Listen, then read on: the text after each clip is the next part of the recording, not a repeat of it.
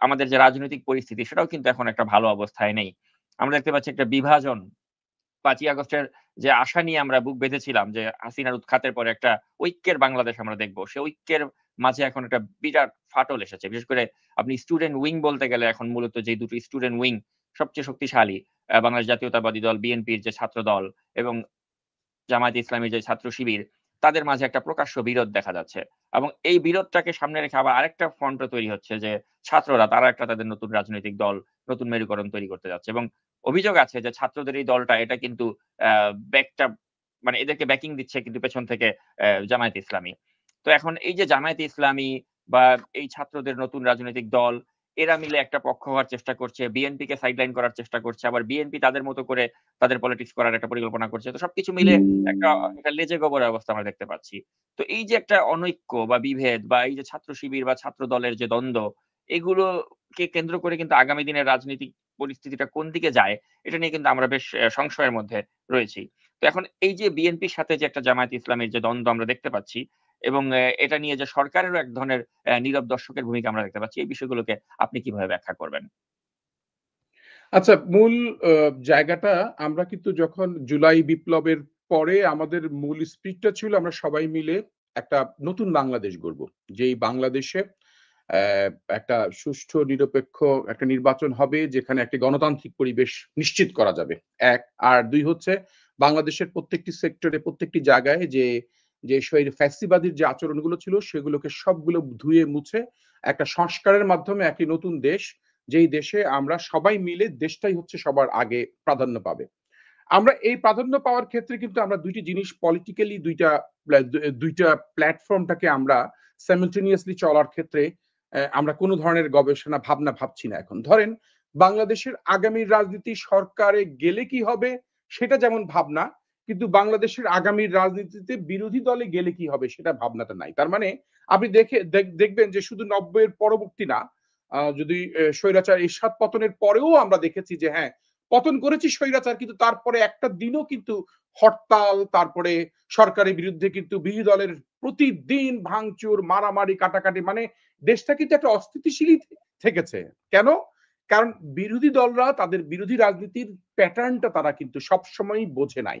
বিরোধী দলের রাজনীতিটা সরকারি দল কখনো সুযোগ দেয় নাই বিরোধী দলও দেশের উন্নয়নের স্বার্থে কোনো একটা কাজ করতে পারবে কিনা। তার মানে রাজনৈতিক দলে ধরেন আমি আমার রাজনৈতিক দল আমি ভাবতে হবে যে আমি সরকারে গেলে কি, কি কাজ করব? আর যদি আমি সরকারে না যেতে পারি তাহলে কি, কি কাজ করব? তাহলে সেই। কিন্তু আমরা কেউই ভাবনাটা না গেলে ভাবি না। আমরা শুধু ভাবি আমি সরকারে গেলে কি হবে? আর যদি না যেতে পারি তাহলে আর কোন কিছু দরকার নাই। কারণ যাওয়াটাই দরকার। আচ্ছা, মূল প্রশ্নটা কিন্তু আপনার ছিল যে বর্তমান সময়ে যে ছাত্র সংগঠনগুলোর মধ্যে বিভাজন বা এই যে মতানৈক্য সবাই তো একজোটে কাজ করেছে আবার কেন এত? ধরেন এখন আমরা ৩ টা ভাগ আমরা দেখতে পাচ্ছি না? ৩ টা ভাগ। একটা হচ্ছে বাংলাদেশের একটা বৃহৎ রাজনৈতিক দল বিএনপি, তার ছাত্র সংগঠন তার নাম হচ্ছে ছাত্রদল, জাতীয়তাবাদী ছাত্রদল। আর জামায়াতে ইসলাম বাংলাদেশের এখন যেহেতু জামায়াতে ইসলাম খুব আলোচিত, দীর্ঘদিন ধরে আলোচিত, সেই জামায়াতে ইসলামের ছাত্র সংগঠন ছাত্র শিবির। এবং বর্তমানে যারা এই যে বৈষম্য বিরোধী এই কোটা সংস্কারের নামে যারা আন্দোলন করেছে, যারা আগামী দিনেও রাজনৈতিক দল করতে চাচ্ছে, তাদের যে এই ছাত্র সংগঠন এবং তারা ধরেন জাতীয় নাগরিক কমিটি যদি করে তাদের ছাত্র সংগঠনের চরিত্রটা কি হবে সেটি। তার মানে ৩ টি ধারা আমরা এখানে দেখতে পাচ্ছি এবং ৩ টি ধারা একই ধারায় প্রবাহিত হওয়ার কথা ছিল কিন্তু একই ধারায় প্রবাহিত হচ্ছে না ক্ষমতার ভারসাম্যের কারণে। কে কত বেশি ক্ষমতাবান, কার বেশি দাপট কাজ করছে সমাজে। ১৯৭৭ সালে যখন ছাত্র শিবিরের জন্ম হয়, ছাত্র শিবির কিন্তু বরাবরই বলে আসছে যে তারা ধরেন কোন রাজনৈতিক দলে লেজুর ভিত্তি না। কিন্তু আমরা যদি নির্বাচনী আচরণ আইন অনুযায়ী দেখি বাংলাদেশের ছাত্র সংগঠন কিন্তু কোন ছাত্র সংগঠনেরই অঙ্গ সংগঠন না। অঙ্গ সংগঠন না, কিন্তু সহযোগী সংগঠন। তারপরে অঙ্গ সংগঠন যদি না হয় সহযোগী সংগঠন আলটিমেটলি ছাত্রদল যেভাবে বিএনপি কন্ট্রোল করে, বিএনপি নিয়ন্ত্রণ করে, বিএনপির মাধ্যমে নিয়ন্ত্রিত হয়, সেটি খুবই ওপেন সিক্রেট আমরা জানি। জামায়াত ইসলামেরও কিন্তু এই ছাত্র শিবির জামায়াত ইসলাম দ্বারাই কিন্তু নিয়ন্ত্রিত হয় এবং জামায়াত ইসলামের আলোচনা সমালোচনার ভিত্তিতে জামায়াত ইসলামের মধ্যে নীতি নির্ধারণের ভিত্তিতে আলোচিত হয়। এখন ছাত্র শিবিরের রাজনীতির যে ধরন এবং ছাত্র শিবির যে রাজনীতিটা মানুষের কাছে উপস্থাপন করার দীর্ঘদিনের চেষ্টা অব্যাহত রেখেছে, অপরাপর বিশেষ করে শক্তিশালী ছাত্র সংগঠনগুলো সে ধরনের প্রস্তাবনা মানুষের কাছে নিয়ে আসার চেষ্টা করে না। তারা ভাবে, ধরেন ছাত্রদল এমনিতেই ভাবে বিশাল একটি সংগঠন।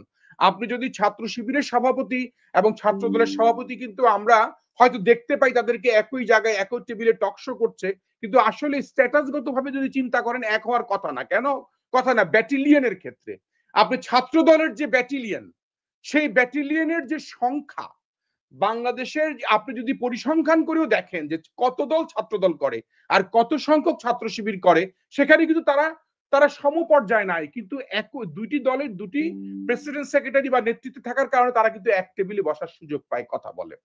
এখন এই সুযোগগুলা কিন্তু বাংলাদেশে আপনি আমি ছাত্র শিবিরের রাজনীতি নিয়ে কিন্তু দীর্ঘদিন গবেষণা করেছি, গভীরে গিয়েছি অনেক। কারণ আমি দেখার চেষ্টা করেছি ছাত্র শিবির তারা কি কি জিনিসগুলো তারা আনার চেষ্টা করে। ধরেন ছাত্র শিবির তারা রিক্রুটমেন্ট থেকে শুরু করে প্রথমে একটি ছেলে ধরেন সমর্থক হচ্ছে, তারপরে সমর্থক হওয়ার পরে কর্মী হচ্ছে, কর্মী হওয়ার পরে তারপরে সাথী হচ্ছে বা তারপরে সদস্য হচ্ছে, মানে একদম সমর্থক থেকে সদস্য হওয়া পর্যন্ত, জামাতের সদস্য মানে ছাত্র শিবিরের সদস্য হওয়া পর্যন্ত তারা যে লেয়ারে লেয়ারে কাজ করছে, তারা ধরেন 10 জন মিলে যদি একটি কাজ করে তারা সেটা কিন্তু বিশালভাবে ফোকাস করতে পারে। আর পক্ষান্তরে ছাত্র দল যদি 20,000 ছেলে পেলে নিয়েও যদি কোনো কাজ করে, ধরেন 20,000 ছেলে পেলের একটি একটি বিশাল সমাবেশই করেছে, সভা করেছে, সেই প্রচারটা কিন্তু সেই 10 জনের থেকে কম হয়। তাহলে আপনি তার কাকে মূল্যায়ন করবেন? আমি এমনও দেখেছি যে জামায়াত ইসলাম যখন 4 দলীয় ঐক্য জোট ছিল, জামায়াত ইসলামের মিটিং কিংবা বিএনপি সবাই মিলে মিটিং এ বসা, হয়তো বিএনপির জনসভা এসে সভায় 20,000 লোক এসেছে, জামায়াত এসেছে মাত্র 200 লোক, কিন্তু 200 লোক এসেছে তারা 2 ঘন্টা ধরে। কিভাবে? তারা এমন এক এক করে লাইন ধরেছে, সেই লাইনটি তাদের শেষই হচ্ছে না, এই 200 লোকই আসছে 2 ঘন্টা ধরে।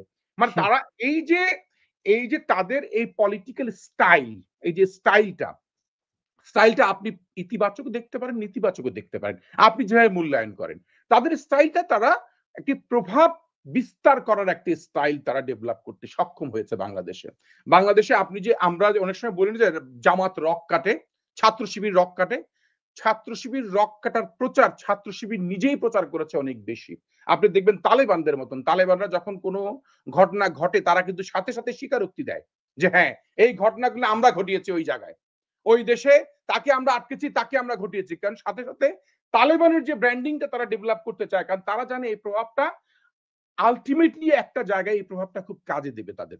ঠিক রাজনৈতিক প্রভাব বিস্তারের ক্ষেত্রে ছাত্র শিবির একটি প্রভাব বিস্তারের রাজনীতি করতে চায় তারা সবসময়। তারা কিন্তু প্রভাব বিস্তারটা তারা ততটুকুই করতে চায় তাদের সামর্থ্যের থেকে বেশি। তাদের সামর্থ্য কিন্তু আপনি অনেক ভাবার কোনো কারণ নাই। আমি ছাত্র শিবিরের যারা আমার ভাইরা আজকে আমার কথাগুলো শুনছেন, তাদের তাদের প্রতি মানে তাদের প্রতি সম্মান রেখে আমি বলছি যে তাদের কিন্তু ততটা সামর্থ্য নাই যতটা সামর্থ্য আমরা জানি। নাম্বার 1, তাদের ততটা শক্তিশালী অবস্থান নাই যতটা শক্তিশালী অবস্থান বাংলাদেশের মানুষ আলোচনা করে। তাদের নেতৃত্ব ততটা যোগ্যতা সম্পন্ন না, প্রভাব বিস্তার রাখে না।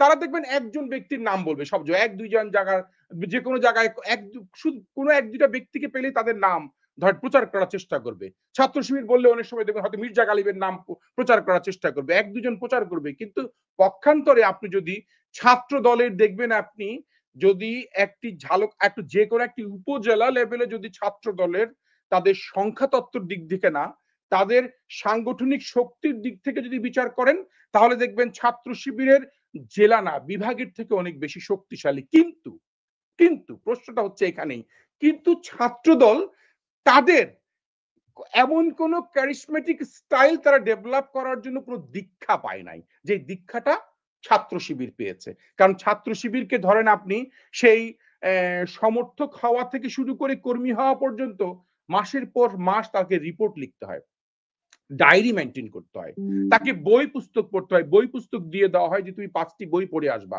আগামী মিটিং এ। তাদের তাদের ইন্টারভিউ সিস্টেম, ভাইবা সিস্টেম রয়েছে, তারা মৌখিক পরীক্ষা নেয়। হয়তো 20 জন মিলেই ভালো কাজ করছে। আমরা অনেক সময় বলি না উনা ভাতে দুনা বল, বেশি ভাতে রসাতল। এই উনা ভাতে দুনা বলটা কিন্তু ছাত্র শিবিরের জন্য প্রযোজ্য। তারা কিন্তু অল্প কিছু সংখ্যক লোক নিয়ে তারা তাদের একটা স্ট্যান্ডবাজি করার সুযোগ পেয়েছে। দেশের উন্নয়নে কতটুকু কাজ করছে কি করছে না সেটা ইম্পর্টেন্ট না, তারা তাদের সংগঠনের জন্য 10 জন লোক বেশি আন্তরিকভাবে কাজ করছে। পক্ষান্তরে 10,000 লোক একটি ছাত্র সংগঠনের কাজ করছে, সেখানে করছে। হয়তো আমি আলোচনাটা একটু অন্যদিকে নিয়ে যাচ্ছি, আমি এদিকে নিতে চাই না। মূল কথা হচ্ছে কেন দ্বন্দ্বটা হচ্ছে।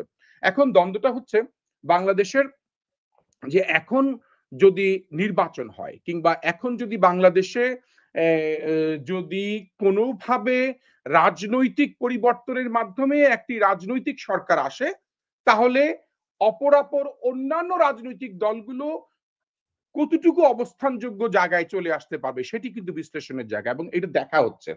দেখতে গিয়েই তখন সকলের মধ্যে একটি সন্দেহের কাজ শুরু হয়েছে যে আসলে আমাদের অবস্থান তো তাহলে আগামী দিনে যদি নির্বাচন হয়, যদি সরকার পরিবর্তন হয়, অন্তর্বর্তীকালীন সরকার যদি না থাকে, তাহলে আমাদের অবস্থানটা তাহলে থাকবে না।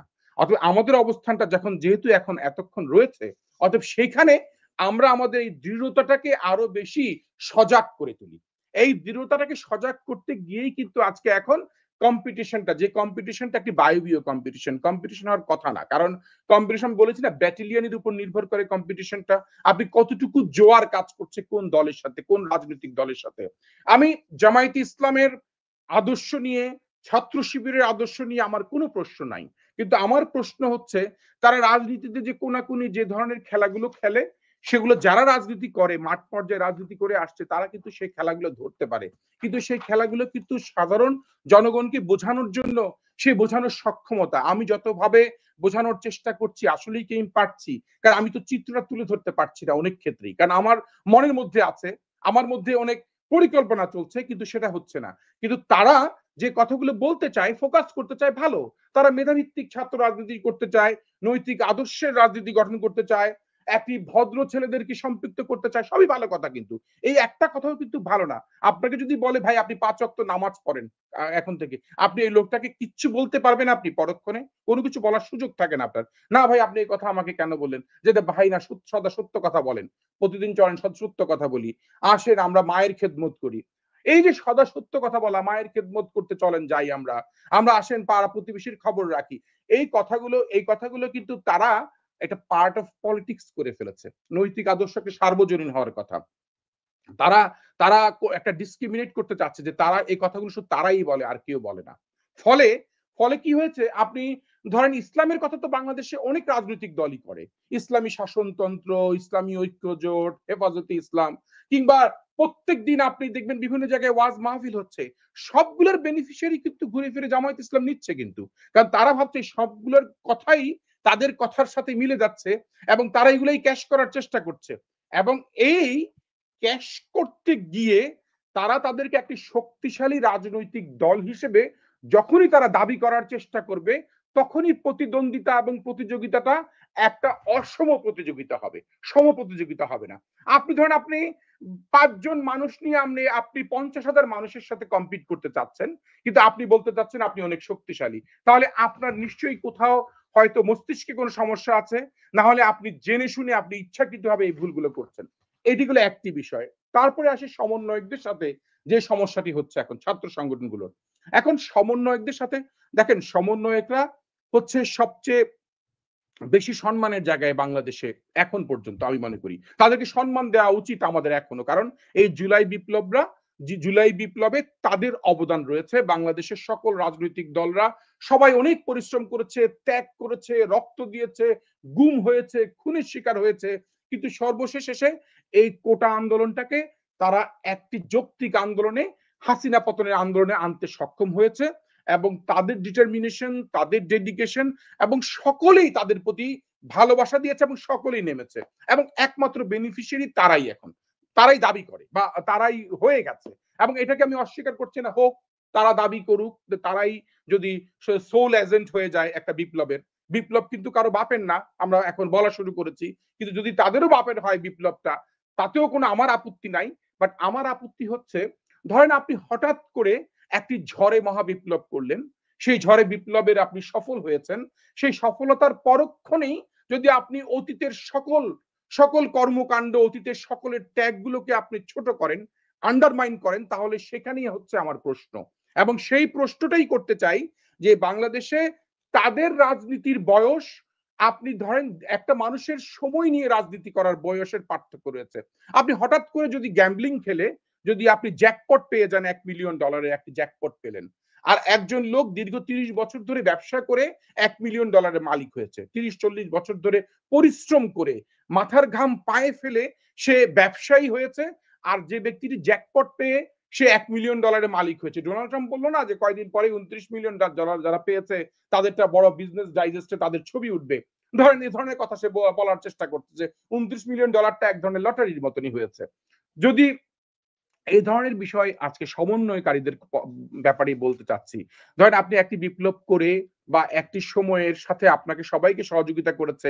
সেখানের পরে যদি আপনারা নিজেদেরকে দেশের অভিভাবক ভাবার চেষ্টা করেন বা যদি ভাবেন যে দেশটাকে নিয়ন্ত্রণ করার চেষ্টা করছেন, তাহলে সেখানে তো অপরাপর যে সকল রাজনৈতিক সংগঠন যারা দীর্ঘদিন রাজনৈতিকভাবেই বেড়ে ওঠা, গড়ে ওঠা, রাজনীতি করতে চায়, তাদের সাথে তো আপনার একটা কনফ্লিক্ট অফ ইন্টারেস্ট ডেভেলপ করবেই। এবং সেই ইন্টারেস্টের জায়গাটা কোথায়? প্রভাব। আবারও সেই একই কথা, সে প্রভাবটাই হচ্ছে ইন্টারেস্টের সবচেয়ে বড় জায়গা।